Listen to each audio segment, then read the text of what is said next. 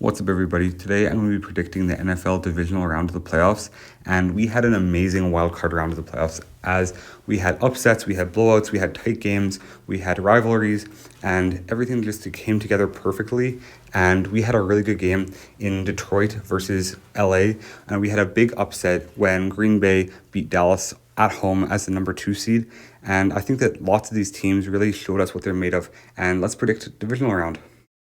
In the first game of the divisional weekend, we have Houston going to Baltimore to play the Ravens.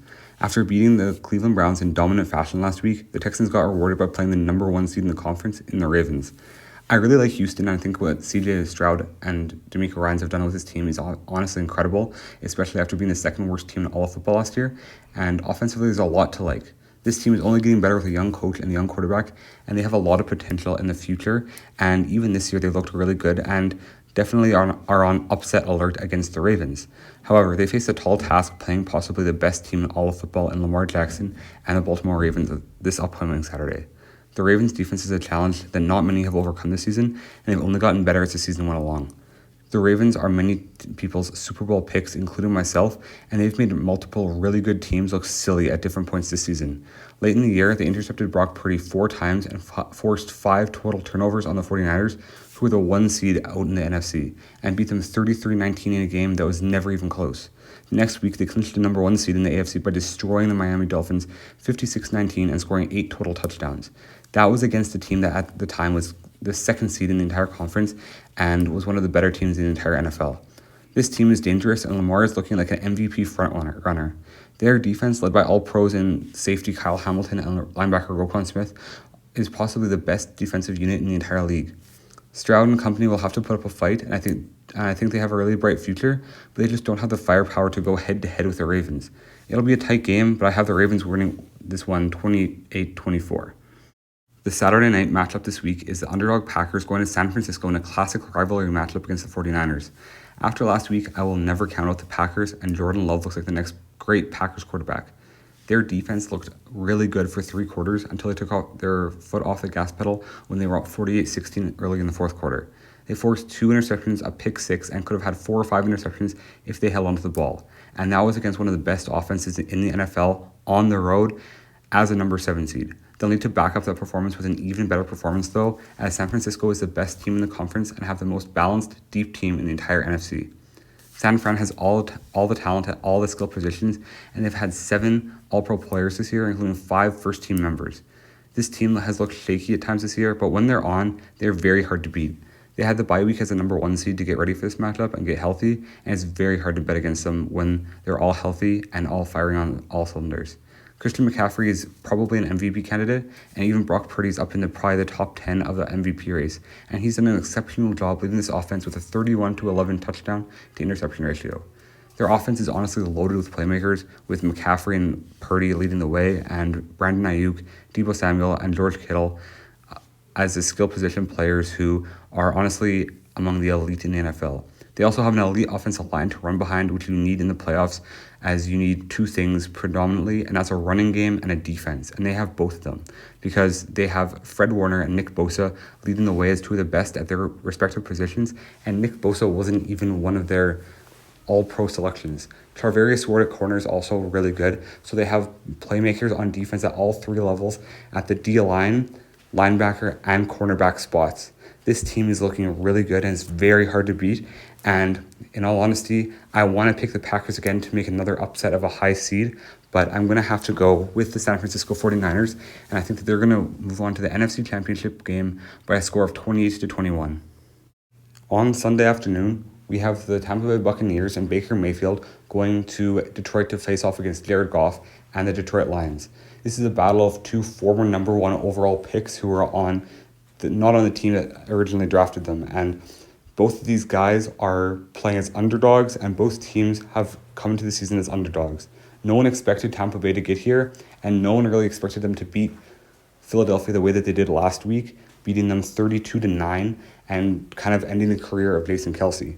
This team has a lot of grit, and even when Mike Evans and Chris Godwin were not really huge factors on the stat sheet, they were still able to find other ways to win a football game against one of the better teams in the league. They found Cade Otton 8 times for about 89 yards, and Baker Mayfield played really, really, really well. I was really excited to see how well he played, and I think if he can continue that play into this game against Detroit, they'll give Detroit a run for their money. On the Detroit side of the ball, this team just came away with a 1-point victory against LA in a game where both teams were playing with the other team's former quarterback. Goff played in LA to start his career, and Matthew Stafford played in Detroit to start his career, and they were actually traded for each other. And this was a really intense game, and while it looked like Detroit was going to run away with it early, LA was able to come back, but Detroit's defense came up with some really timely stops. The offense was only able to muster 3 points in the second half, but they were able to get first downs and yards when it really mattered the most. Both of their running backs played a big role in getting this win, and I think their offensive depth is what's going to put them over the top in this game, because they have skill position players in Jared Goff, who has been an above average quarterback this year, and in my mind is an all-pro. You have two running backs in Jahmyr Gibbs and David Montgomery, who are really solid contributors. And then at tight end, you have the rookie Sam Laporta, who's arguably been the best tight end in all of football this year as a rookie. And then obviously you have Amon-Ra St. Brown at wide receiver, who has had an amazing connection with Jared Goff.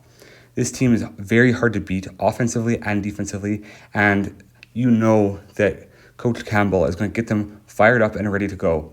I'm picking the Lions this week, and I'm picking them with a score of 27-17 over the upstart Tampa Bay Buccaneers. To cap off divisional weekend, we have a marquee matchup between the Buffalo Bills and Kansas City Chiefs. This game obviously contains two of the best quarterbacks in the NFL in Josh Allen and Patrick Mahomes, who are constantly in the MVP conversation.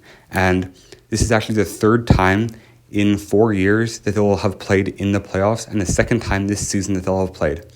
Their game earlier this season ended in a lot of dispute after Kadarius Toney was lined up offside, and it negated a big touchdown that would have won Kansas City the game, and Kansas City ended up losing to the Bills, and that game was part of the reason why they ended up getting the third seed instead of the second seed and finishing behind the Bills.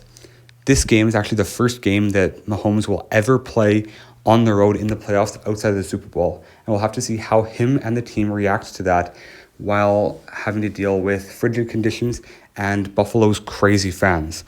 Now, this is an interesting game and different than all the other ones that they've played in the playoffs throughout the past few years, because Kansas City's offense looks a lot different. They are no longer the run and gun team that they have been in the past and are relying more on the run game because their young, inexperienced wide receivers haven't stepped up to the task throughout the season and are struggling with drops and creating separation.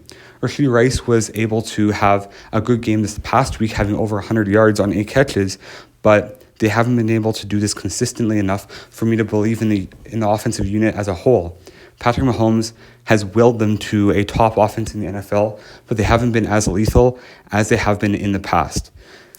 On the other hand, their defense has been exceptional, and this is the best defensive unit that Kansas City has had in a number of years, and they've really been doing a lot of the work for the Chiefs throughout the season. They've kept the Chiefs in a lot of games that they would have not otherwise won in other years. This defense, though, will have a tough time up against a team in Buffalo that has won 7 games in a row and is on an absolute tear right now. James Cook has been amazing running the football, and this last week, while he didn't have over 100 yards or a touchdown, he did exactly what he was called on to do and had over 4 yards of carry with 18 carries for about 80 yards. This team hasn't even needed Stephon Diggs to put up big numbers throughout this win streak. While he has had good numbers, he didn't even have a big game this past week in the wild card round against the Steelers, and it was the two tight ends in Dawson Knox and Dalton Kincaid who had touchdowns and bigger games and really bailed out the Bills on offense. Josh Allen looks amazing through this winning streak, and in the last game against Pittsburgh, who has a very solid defense, ran for a 52-yard touchdown, breaking multiple tackles on his way. And this is going to be a very good game, and these two teams have obviously matched up very well throughout the past few years, with Kansas City winning 2 games and Buffalo winning 1.